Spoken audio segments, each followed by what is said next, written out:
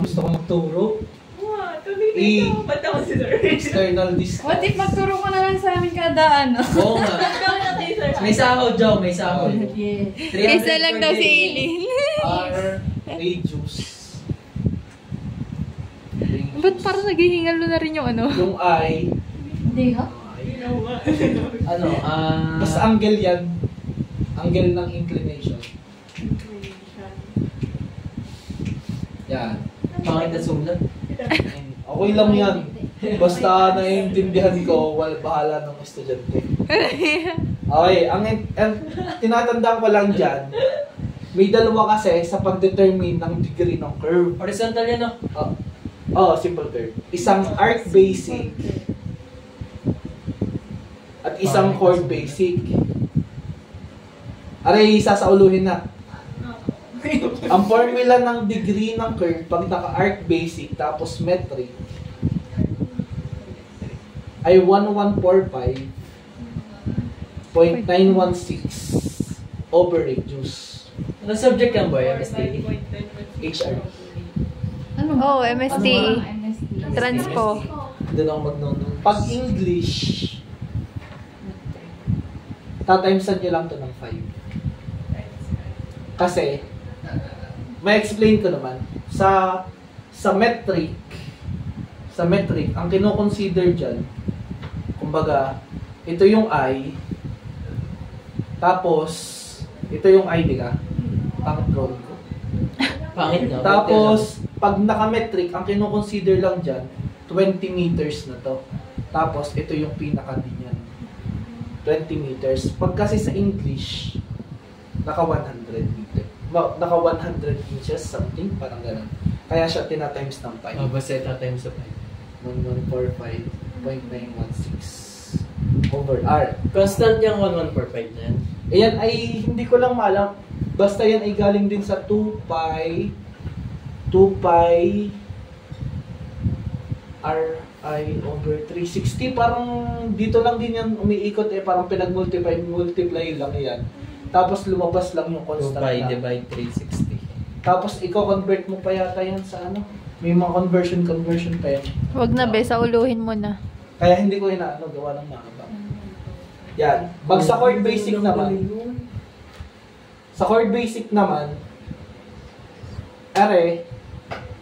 ang chord basic kasi pag arc basic, ito yung kino-consider. Pag chord basic, ito. Kasi ito at ito, chord siya sa mismong curve. Kasi circle yan, di ka? Oo nga pala. Yung pa ganun. Yeah. Chord yan. So, ang formula dyan, 10 over sine degree ng curve over 2 pag metric. Pag naman Pwede ba igawa ng theta? Anong teta? Dito. Di yan. Di lang yan? Degree. 50, diga, times 5 lang din nito. Sine D over 2. Yan. Ito lang yung sasaluhin dyan. Tsaka ito, length ng curve ay 2 pi Ri itong I na to, R over 360.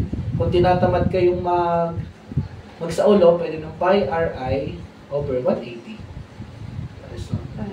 Sinimplify na. Pi Ri over 180. Over 180. Tapos, diretso na tayo dito. Kailangan natin makuha si tangent distance. Kaya kung erase. Nasa yung ano? Ang basahan. Ano, basahan. Aray. Pre, parang masarap itutok sa akin yung electric para hindi mabalas. Give for it. Yeah. Salamat, guys. Mabalas Bali, ang tangent ay is equal. Diga ang tangent. Diga yan ay component lang yan ng isang circle, no? So, pagka ganon, kuha lang tayo ng mga angles yan. Diga, may theory tayo na pag ito ay nakakapit dito, nakatangent, tapos may ganito, ito ay right angle. Ibig sabihin, kung right angle yan, pwede natin kunin to para makapagbuo tayo ng Pythagorean theorem. So, ibig sabihin, ay ito itong buo. So, ito ay over 2. Tapos, tangent to, radius to, tapos to ay over 2. Kung mapapansin nyo, Kung mapapansin nyo, ito hypotenuse, di ka? Tapos ito, ano ga to? Kumbaga, ito ang magiging theta natin. Di ka to? Opposite. Opposite. Ito, ano to? Adjacent. Adjacent. So, opposite, adjacent, towa. So, tan I over 2 equals sa opposite over adjacent. T over R. So, pag may given na tangent distance or may given na R na dito manggagaling, halimbawa, binigay yung degree, halimbawa, yung curve daw ay 5 degrees. Di makukuha mo na yung, basta basahin nyo, pag may nakita kang 5 degrees at arc basic, kuha nyo na agad ng radius. May radius ka na, may given ka pa dito na angle, makukuha mo na yung tangent distance. Ulit, Yes. dun sa 5 degrees. Halimbawa, sa given, a simple curve with a Gets. 5 degrees, ganyan-ganyan, has, ano ganito yung pagkaganto? Basta may specific term dyan na nag-intersect, tapos nakabuo ng angle of intersection or inclination na ganitong degrees, i-drawing na agad kayo niyan. Tapos, tanong, what is the distance of the tangent to the curve? Yun na yun. Gets. Kuha na to, kuha na to. Anong hindi pa natin nakukuha? Ito na lang at ito. Yung length ng curve nakukuha na natin. Ito yun eh. Yan, ang curve. Ito na yung formula nun. Ang sunod natin ay yung alin gusto niya? Pili. I muna. I. Diga ang I. Diga kung iyan. Diga ito yung radius din. Radius din. So, ito hanggang dito. Di ka ito radius din. Tapos, wait. Analyze. Radius din. Tapos pag dinagdagan mo, di ka ito din yung angle na to. Di ka ito yung R plus E. Malalaro nyo na ulit. Pag R plus E, ibig sabihin,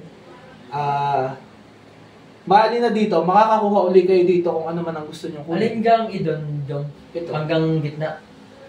Ayun lang. Ito lang din ang analyze nyo. Ito pala natin ito.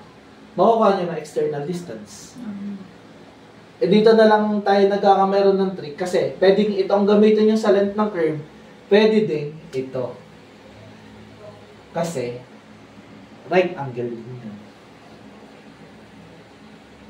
So, kung ito ang gagamitin natin, di ba may given na M, di ka hanggang dito, radius. Ibig sabihin, yung distance na to, mula dito, radius minus middle ordinate. Tapos, Pythagorean theorem na ulit. Makukuha nyo sa middle ordinate, makukuha nyo din si length ng curve. Ita times 2 nyo lang, kasi LC over 2 to, pero pwede nyo muna siyang LC, then times 2, makukuha nyo na yung length ng curve.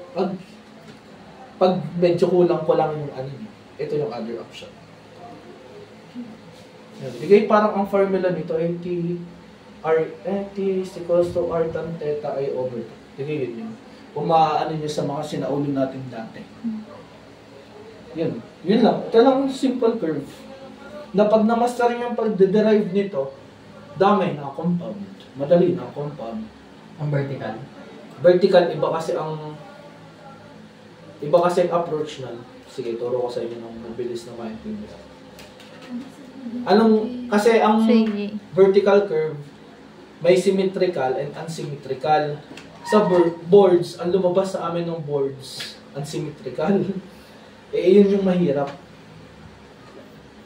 Symmetrical muna.